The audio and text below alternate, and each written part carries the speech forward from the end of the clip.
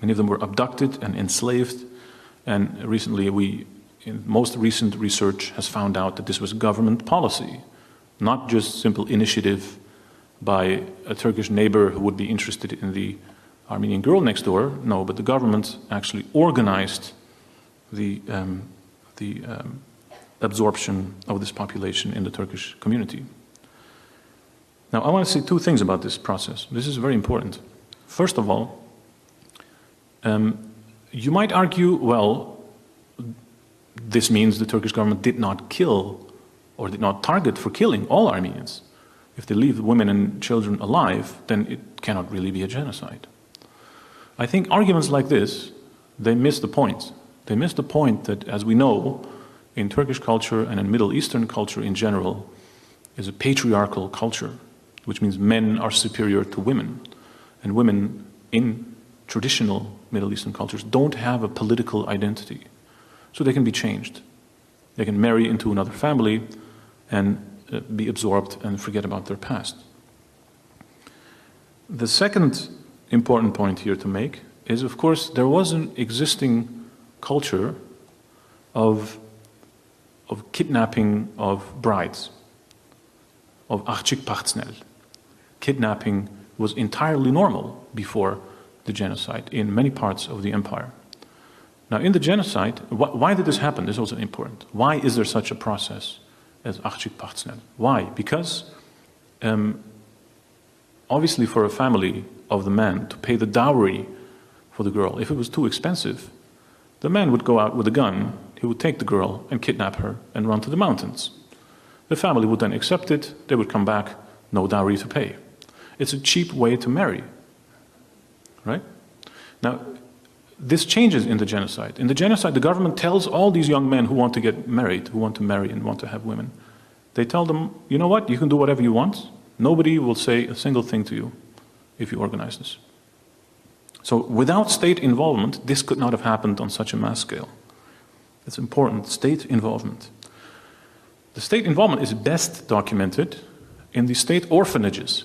The government set up orphanages because, of course, the war is going on. So many children are becoming orphaned because their fathers are out on the front. There's hunger in the country, there's diseases.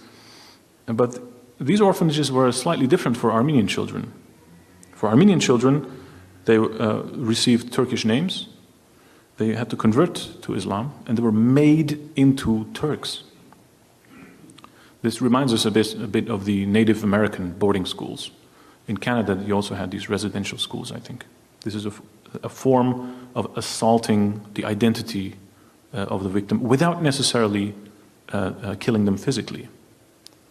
So the argument here is you don't necessarily need to kill every single victim physically or eliminate them physically for it to be a genocide. And then this brings me to the seventh important vector, aspect of the genocide, this famine crime. Now, we tend to think that famines happen in East Africa, in Somalia and Ethiopia because the governments are corrupt or the crops are wasted because of a terrible drought.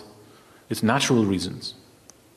And if human beings have anything to do with it, it's because the governments are incapable. But there are two exceptions to this rule in the 20th century. The first one is the Ukrainian famine of 1933-32, when Stalin closed off the country and refused any bread to enter, as a result of which up to 3 million Ukrainians died, at least. The second example is the Armenian Genocide, because the Young Turk regime, the government, constructed an artificial zone in which a famine was meant to occur. In other words, upon arrival in the Syrian desert, in Deir Zor, there was no shelter provided, so this is a crime of omission, but also there's a crime of commission. The Turkish government took active measures against the deported Armenians there, so to make sure that they don't buy any bread from any bakeries, they don't smuggle any food anywhere, and to reinforce this famine, existing famine. So the government created an ethnic hierarchy of food. Turks all the way at the top, they always had to get food. Then under it, other Muslims, like Arabs, Kurds, Albanians, or Caucasians. And all the way at the bottom, we see the Armenians. So this is a political famine, and it's not a natural famine. It's important to point that out. Against denial arguments, thinking, we couldn't help it. There was a famine, people were dying, we want to help, but it didn't work. The evidence suggests that this is not the case. That when the famine did happen, the measures the government took only made it worse, even after they were told from Der Zor that the measures were exacerbating the suffering. And we're still not there. This is the last aspect of the genocide, the destruction of architecture and of material culture. By material culture, I mean anything you can hold on to, anything you can grab, buildings, churches, architecture, monasteries. As a result of which many churches were ruined, some of them were also deliberately destroyed. And here too, you might argue, well, look, the Armenians were gone, so of course the churches were not looked after, so they crumbled. They became dilapidated. That's not what the evidence suggests. The evidence suggests that there's widespread evidence of intentional destruction, as a result of which thousands of churches and monasteries and other buildings were ruined. So not just a crime of omission, again, this is a crime of commission. Now, what I would like to argue here is that all of these cases that you've seen, these different forms of the genocide, they might be different in their shape. Famine, deportation, decapitation, cultural genocide, but the ultimate outcome was the same: the categorical destruction of the Ottoman Armenian population. And if you would ask me, could you please say in 2 or 3 sentences what makes it genocidal, I would say 2 things. First of all of these measures, they targeted the category of group identity. All Armenians, loyal or disloyal, apostolic or Catholic or Protestant, men or women, left-wing or right-wing, religious or secular, all Armenians were targeted for destruction. So the victims, in a way, they cannot do anything about it anymore. It's not their behavior that causes the violence, it's their existence. The second thing I want to say about this is that we see a general expansion of the genocide in terms of categories.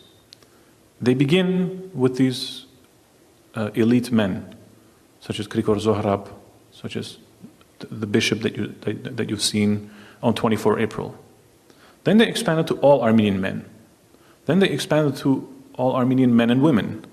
Then they expanded to all Armenian men and women and children. Then they expanded it in 1917 to Armenian Protestants and Catholics. In Ankara, for example, there's an Armenian Catholic community.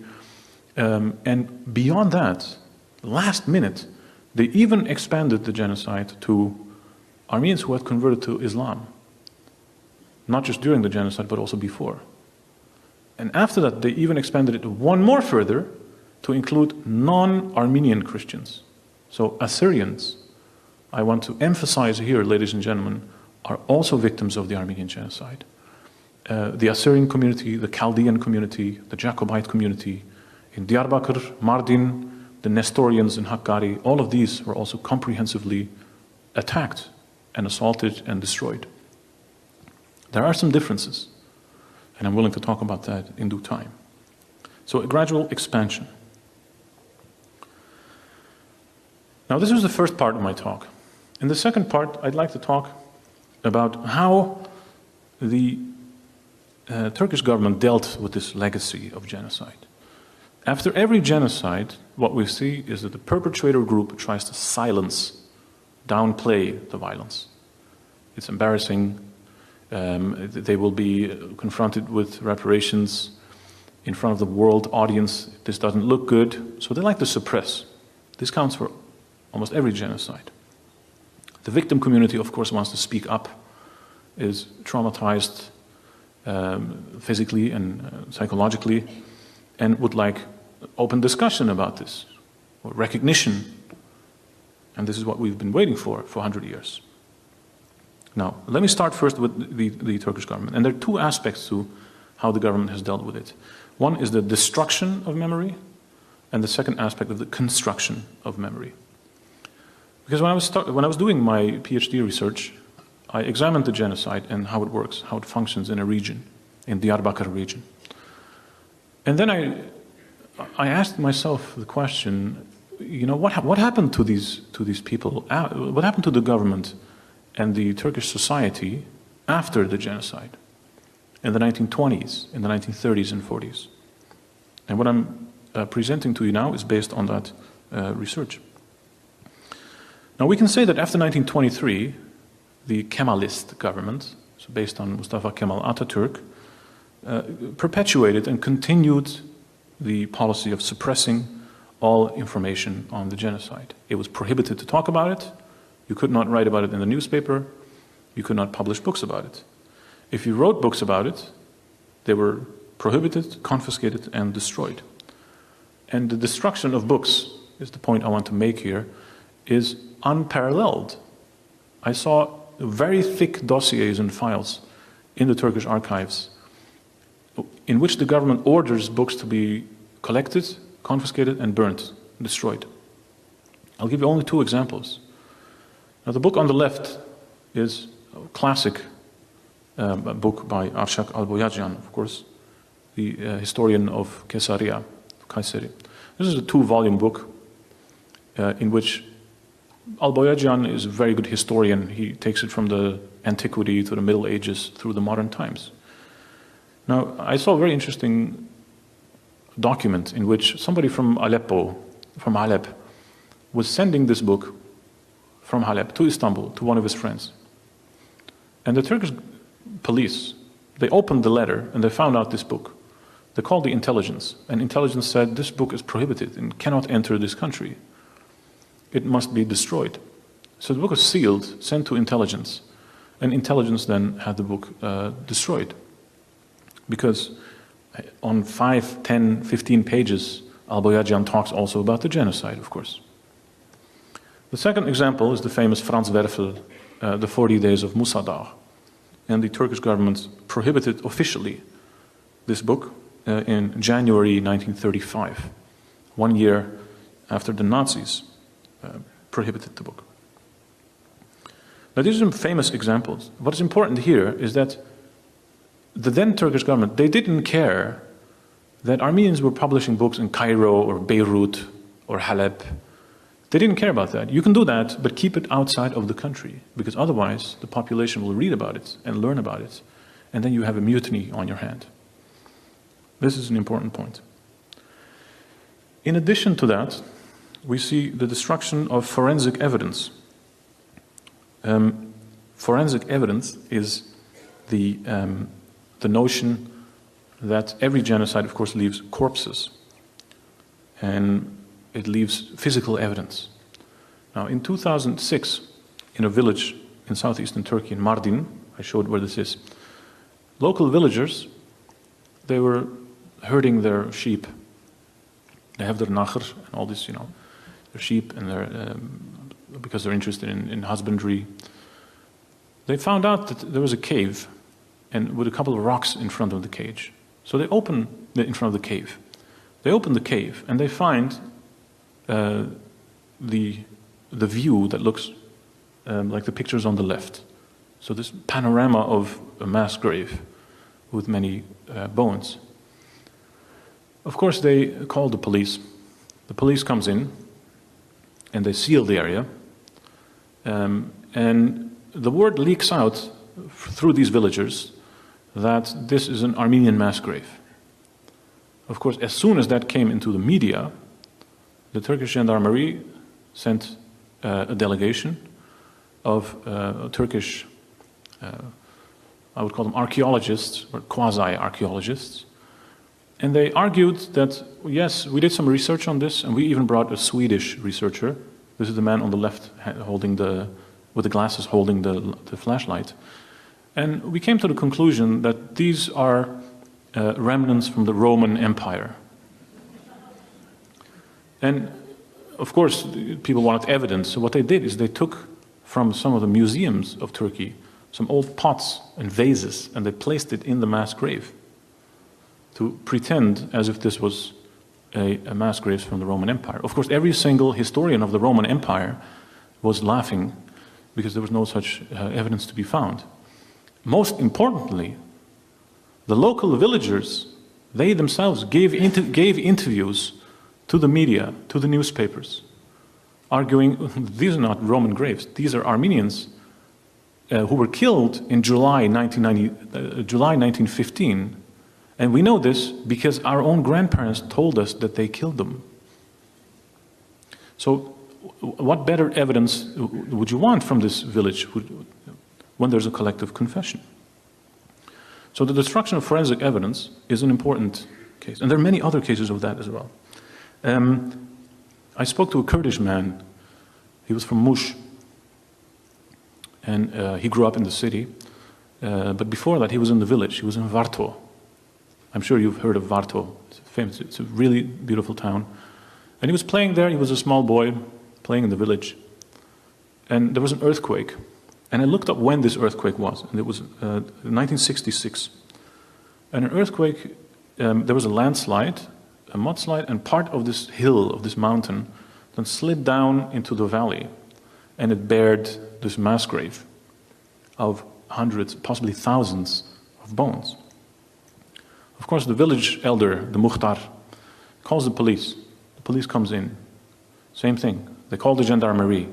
Gendarmerie comes in. They seal the place.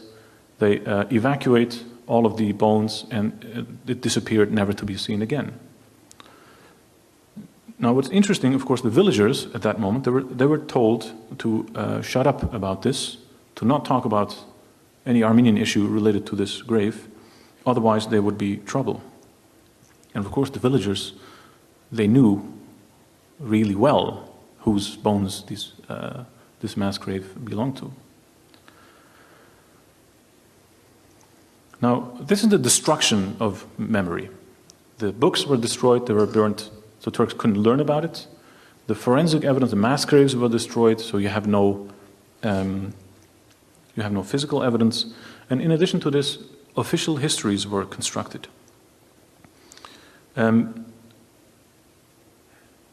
The Turkish state, like all nation states, they needed national histories, national myths. And an interesting exemplary is, I studied some of these history books from the 1920s and 30s. So if you were a Turkish boy or girl in the 1920s and 30s, and you went to school, what did they teach you about the history? And here's a good quote, and I'll read it to you, from that history book.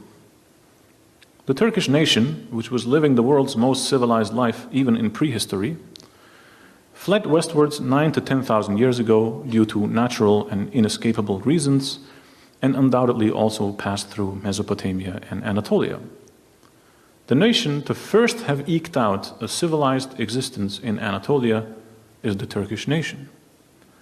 Anatolia has never lost its Turkishness, its national existence, and has always remained Turkish. In the Great War, the First World War, this region was saved from Russian invasions and Armenian massacres and arson. So there are 2 points here. First of all, on the one hand, they say the Turks have always been there, but on the other hand, they say the Turks came in later and civilized it. So which one is it? They're contradicting themselves. The second point is that we see a blatant denial of the narrative of the genocide, even in the 20s and 30s. So you're a little boy. You're 8 years old, 9 years old, 10 years old. You go to school. This is what they teach you. And if you have an exam, and the question is, what happened in the Great War? What would you write? You would have to write that and believe in that. And entire generations were educated, in quotation marks, with this version of history and consumed this body of knowledge. These books were widely distributed, and this still constitutes the canon, so the cornerstone of Turkish history. And how different is this from let's say, Germany after the Second World War. When Germany was occupied, the first thing American, British, French, and Canadian liberators did was they went into the Ministry of Education and they took out all the Nazi propaganda and they destroyed the propaganda, much of it racist, much of it silenced the violence the Nazis committed themselves, and they started building a realistic version, a realistic history of German history. Many of them were abducted and enslaved, and recently in most recent research has found out that this was government policy, not just simple initiative by a Turkish neighbor who would be interested in the Armenian girl next door. No, but the government actually organized the absorption of this population in the Turkish community. Now, I want to say two things about this process. This is very important. First of all, so they can be changed. They can marry into another family and be absorbed and forget about their past. The second important point here to make is, of course, there was an existing culture of kidnapping of brides, of achikpachtsnel.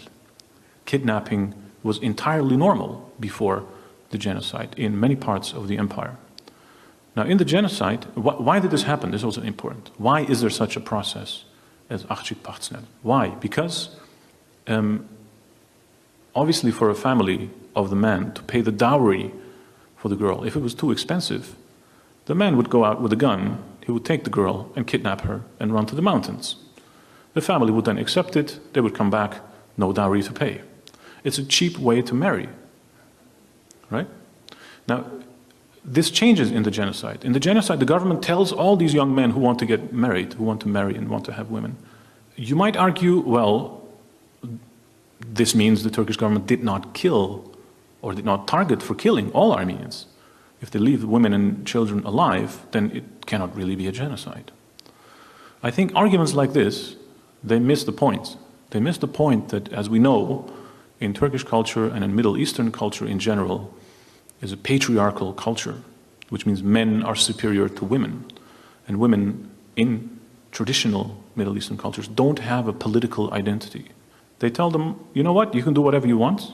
Nobody will say a single thing to you if you organize this. So without state involvement, this could not have happened on such a mass scale. It's important, state involvement. The state involvement is best documented in the state orphanages. The government set up orphanages because, of course, the war is going on. So many children are becoming orphaned because their fathers are out on the front. There's